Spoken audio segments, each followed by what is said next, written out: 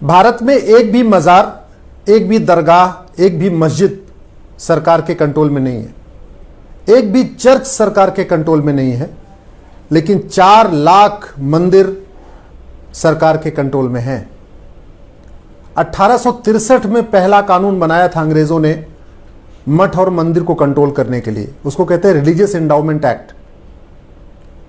उस कानून को खत्म करने की बजाय आजादी के बाद से उसमें 29 कानून और बना दिए गए। अब टोटल 30 कानून हो चुके हैं जो मठ और मंदिर को कंट्रोल कर रहे हैं।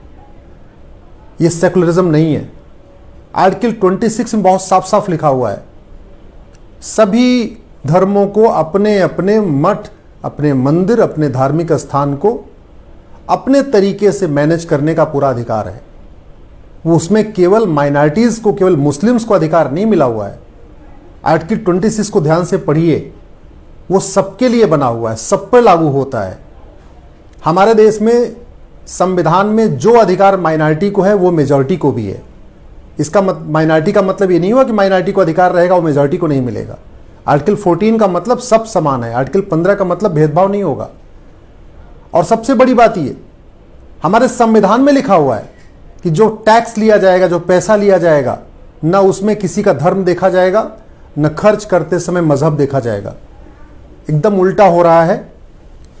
हिंदुओं के मंदिरों से उनका चढ़ावा लिया जा रहा है, धर्म के आधार पर टैक्स लिया जा रहा है और मजहब देख के टैक्स खर्च किया जा रहा है। संविधान की शपथ लेके जो संविधान की धज्जियां उड़ाई जा रही हैं, इसी को हमने सुप्रीम कोर्ट में चैलेंज किया है। हमने सभी 30 कानूनों को सुप्रीम कोर्ट में चैलेंज किया हुआ है और हमें पूरा विश्वास है कि सुप्रीम कोर्ट इन 30 कानूनों को खत्म करेगा। या तो मठ और मंदिर, एक भी कोई भी धार्मिक स्थान सरकार के कंट्रोल में नहीं होना चाहिए, और यदि करना भी है एक यूनिफॉर्म एंडाउमेंट कोड बने, सेंट्रल गवर्नमेंट एक यूनिफॉर्म एंडाउमेंट कोड बनाए जो मज़ार पे भी लागू हो, दरगाह पे भी लागू हो, मस्जिद पे भी लागू हो, चर्च पे भी लागू हो, गुरुद्वारा पे भी लागू हो और मंदिर पे भी लागू हो। या तो सब सरकार के कंट्रोल में होने चाहिए या तो एक भी सरकार के कंट्रोल में होने चाहिए। ये भेदभाव बंद होना चाहिए।